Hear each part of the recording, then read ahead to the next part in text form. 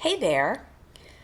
The other week, Mike was out of town, and I got to pick out what I wanted to watch on Netflix. My son had recommended a short documentary called Live to 100, and I thought that sounded fascinating.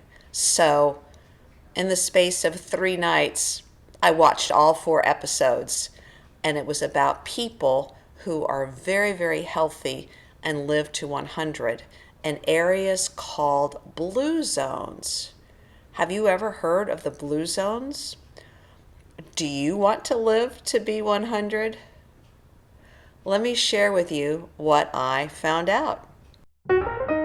English Without Fear, where you can learn to speak English naturally through listening to stories.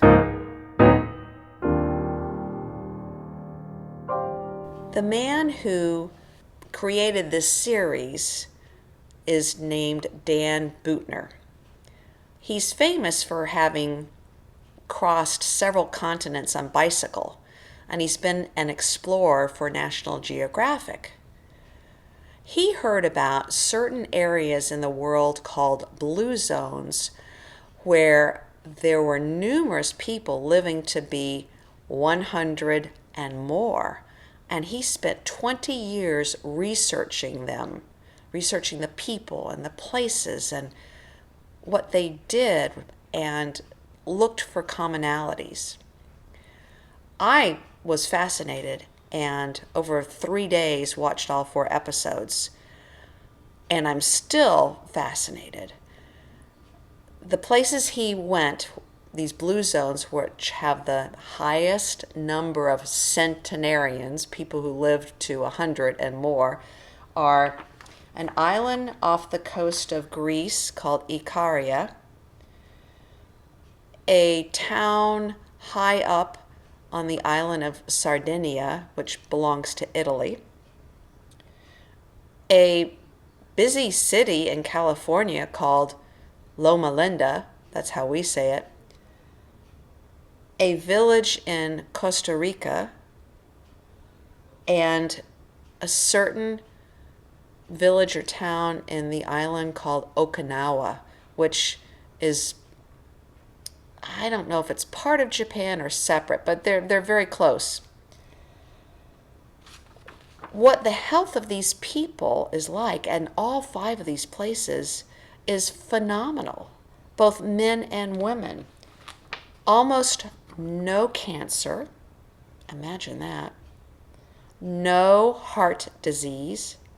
These are the big killers of most of us. No dementia. Dementia is when your mind starts to go, you start forgetting things you don't remember. No diabetes, and no obesity. Well, all 5 of those ailments, diseases, conditions plague the Western world, and especially my country, the United States of America. So what did these 5 areas that are very different? One is an island, one is on an island, one is on the coast, one is inland, not near any water, and one is in a big American city. What do they have in common? The first thing they have in common is that these people are very active. They don't sit. Sitting is terrible for you. The people in Okinawa sit on the floor to eat. So they're getting up and down off the floor 30 times a day. That's active. These people have gardens, or they make their food from scratch. For example, the village in Costa Rica, the women gather the corn and then they mill the corn, which means they take the dry corn kernels, the little pieces of corn, it dries, and then they grind it up by hand, not an electric machine. They grind it up by hand, so they're getting all that exercise. And then they are kneading dough, kneading the corn flour that comes from that. So the women in Okinawa are gathering vegetables. They grow their own vegetables. They have vegetable gardens. The people in California do a lot of walking. They play sports like pickleball. They're physically active. Let's see, the people in Sardinia. This was fascinating. This one village is high up, and the houses have 2 to 3 stories, so they have steps in their houses. And there was this one woman who goes to Mass, Catholic Mass, every single day. It's only 10 minutes from her house, but it's uphill. She was 101, and she's walking 10 minutes up the hill to the church and 10 minutes back at a high altitude. That is really good for your heart health. When Dan visited the place in Costa Rica, the first scene we saw was this old woman, a centenarian, chopping wood. That just floored me. Do you know that expression? That floored me. It surprised me so much. So they're very active. Number 2, they live with or near family, these old people. There are no retirement homes or nursing homes like we have in America. No, the families take care of their old relatives. They also, all 5 of these places also honor the elderly. Elderly is another word for old. They respect them. In America, we don't honor or respect our elderly. We don't think they have anything to teach us. That's really sad. There is a lot of community in all 5 of these areas. People are very social. They eat together. They play together. For example, in Loma Linda, they do games together. They walk together. So there's community. They play cards together. In Icaria, there was a beautiful scene of people getting together outside, eating, drinking wine, dancing together, enjoying themselves.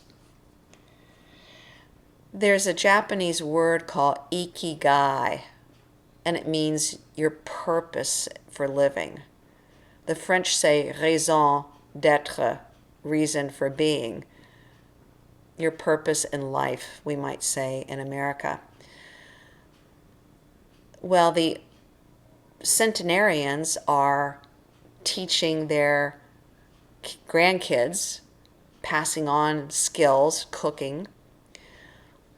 There was one man in Okinawa who makes beautiful handcrafted string instruments, spends a lot of time, and that's his ikigai, his purpose. One man lived with his daughter and son-in-law, and he had been a math teacher, so he was teaching his grandchildren, helping them with math.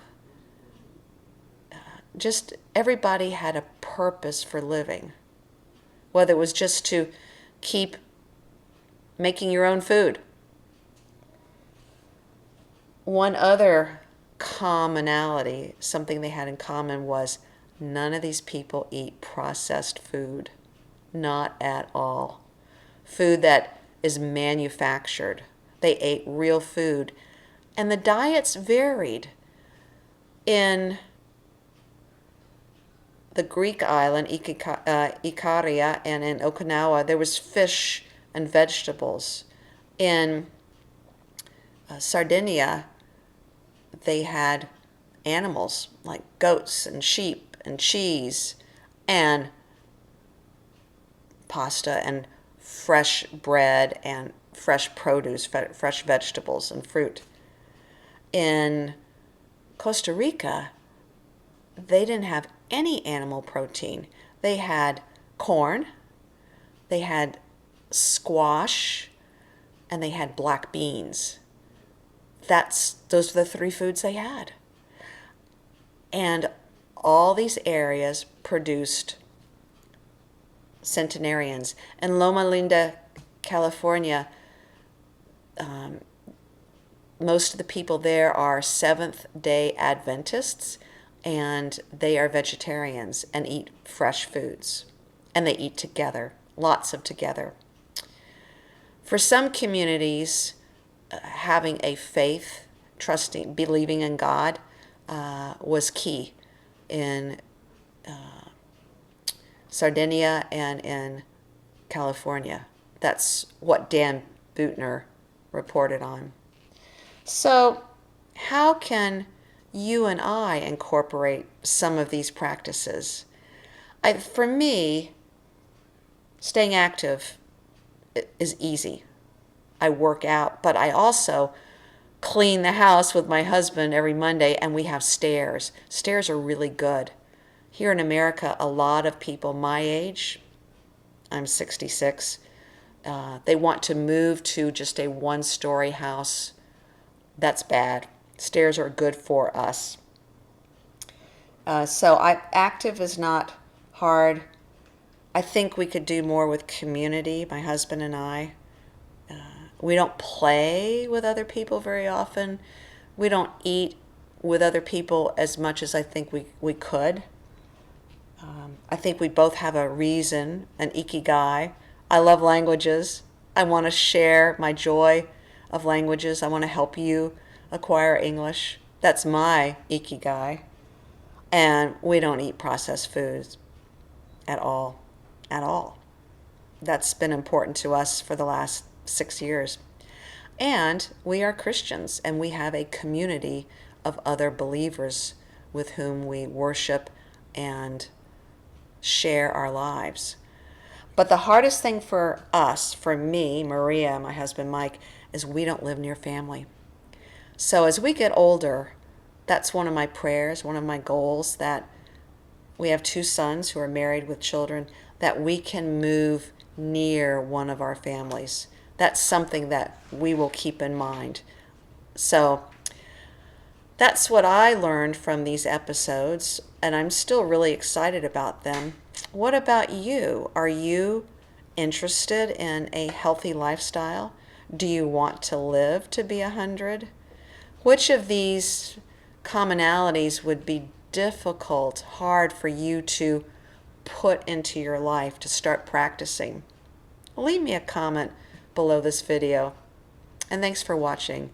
Well, that's it for this episode. I'm Maria from English Without Fear. Talk to you next time.